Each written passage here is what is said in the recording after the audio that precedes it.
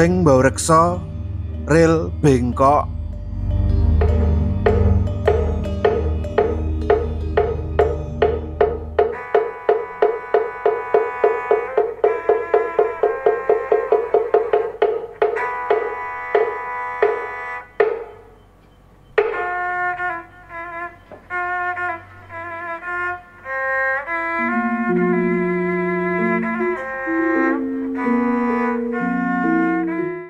Ing sawetane stasiun B, rile sepur menggak-menggok ngubengi sawetara punthuk gundul. Sebab saka menggak-menggok mau, ril ing papan kono dening penduduk sak kiwa tengene banjur sinebut ril bengkong.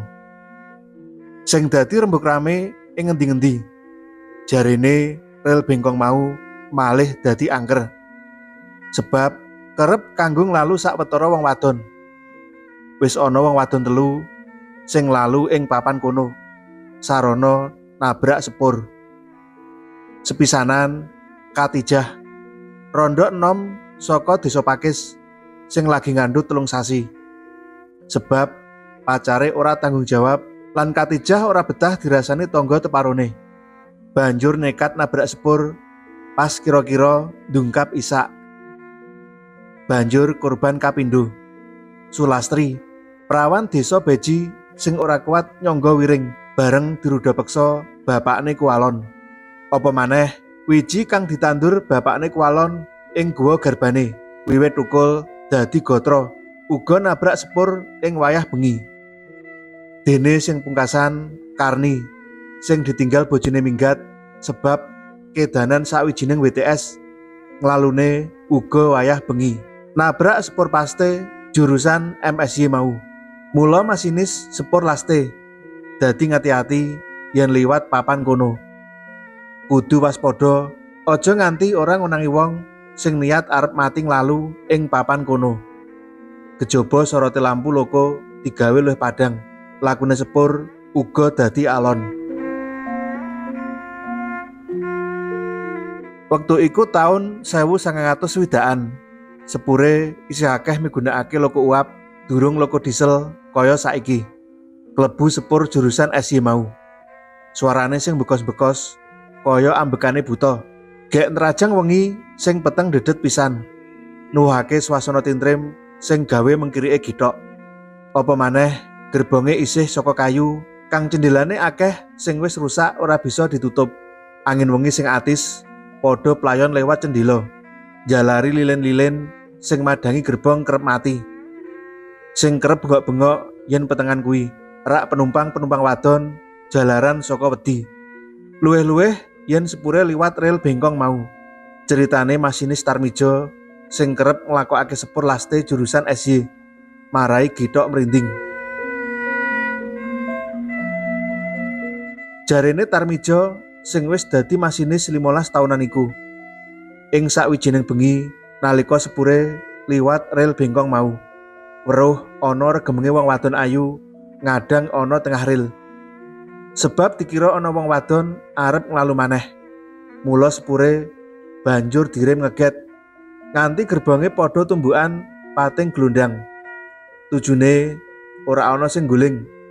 Ewa semono para penumpange padha kaget lan akeh sing tiba saka palungguhane. Nanging anahe bareng sepure direm, lah kok wong wadon ayu mau ora ana. Tarmijo lan stoker utawa juru api Samino merlokake mudhun goleki wong wadon mau. Sarana mbiyaki grumbulan sak kiwa tengene nganggo baterai, nanging ora ketemu. Bareng sepur dilakokake meneh, lah kok wong wadon ayu mau bali jedul karo tangane serawean kaya arep nyetop sepur mau. Sebab saking gugupe masinis Tarmijo telat anggone ngerem lan wong wadon mau ketabrak. Nanging anahe bareng jisime digoleki ya kok ora ana. Apa meneh jisim getih sak tetes-tetes wae ora tinemu senajan wis bola-bali dicoloki baterai. Ana panduga wong wadon kang kerep ngaton ing tengah ril bengkong mau. Salah sijine arwahe korban sing mati nglalu. Sebab kabar anane memedi ing ril bengkong mau.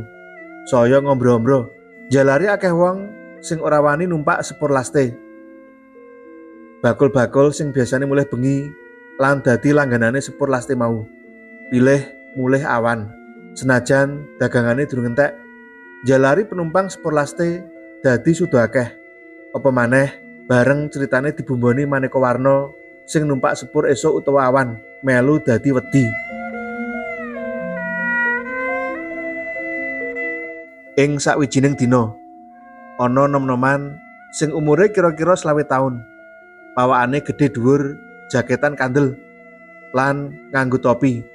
Nyedaki masinis Tarmijo sing lagi jajan ing kantin stasiun. Sepure mangkat jam pinten, Pak? Jam 6:30, Dek. Badhe tindak pundi? Dateng es, kula nembe wae ketelasan bis, J. Hatujunipun sepuripun dereng berangkat. Ah, nggih pancen dereng berangkat. Monggo mundhut karcis riyen dateng loket, ujare Tarmijo tanpa takon werna-werna. Lah kula sampun tumbas tiket kok, Pak. Anu, badhe matur sekedhik. Celatune nom-noman mau meneh setengah bisik-bisik. Wah, saja watos nggih. Tarmijo lungguhe saya nyedak.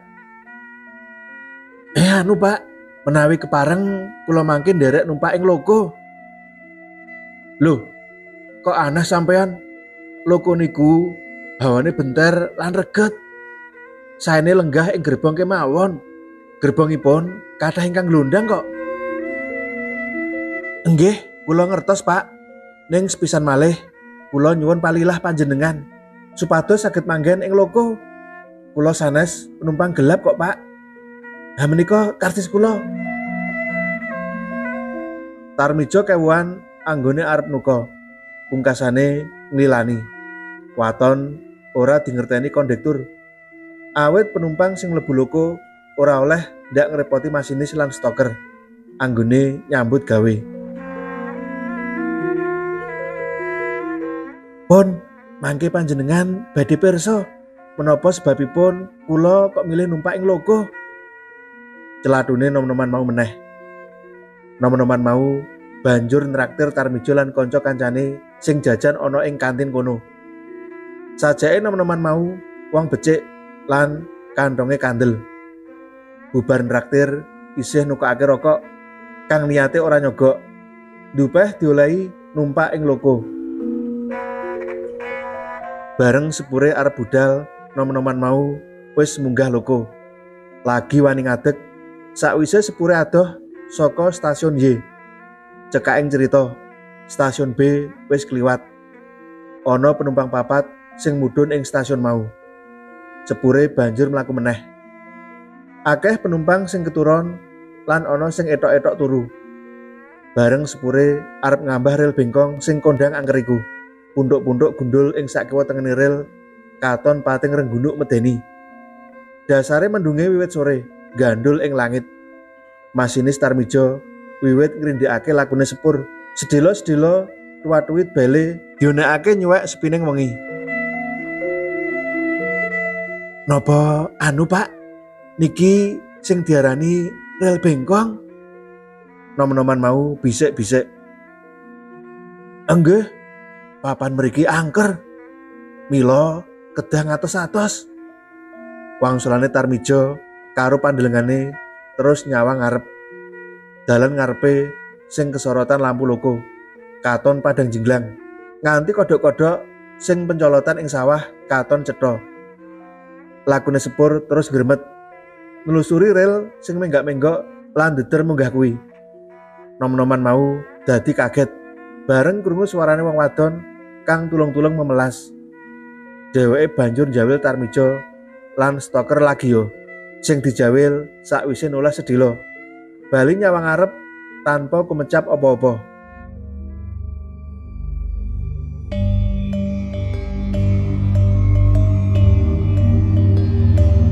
Tulung, tulung. Suarane wong wadon mau bali ngumandang maneh. Nom-noman mau banjur celingukan ing cendela loko. Goleki asale swara, nanging ing jaba mung katon peteng lelimengan. "Pak Masinis, cepet direm, Pak. Nika wonten wong wadon turun ing tengah rel." Nom-noman mau bengok-bengok jalaran saka gugupe. Dikandani ngono, Masinis Tarmijo lan stoker Lagio uga dadi gugup. Bareng weruh ana wong wadon turu ing tengah rel. Sajake ana wong wadon sing arep mating lalu meneh. Rem banjur direm ngeget nganti roda-roda loko mletekake geni.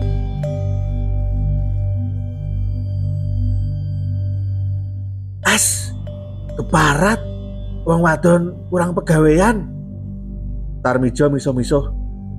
Senajan wis budidaya ngendhekake sepure, ora wurung wong wadon ing tengah rel tetep kelindes roda loko.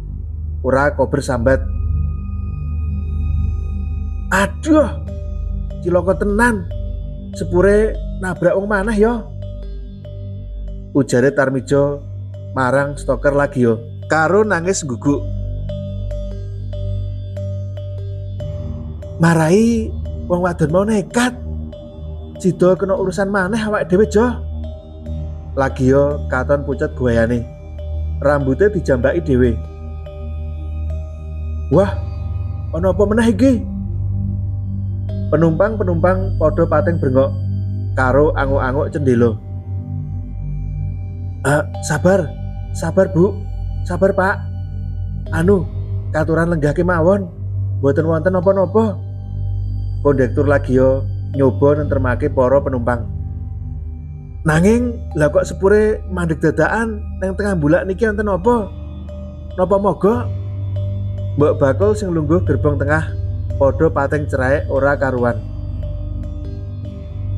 Sabar Bu, sabar. Mangke rak sepure mlampah malih.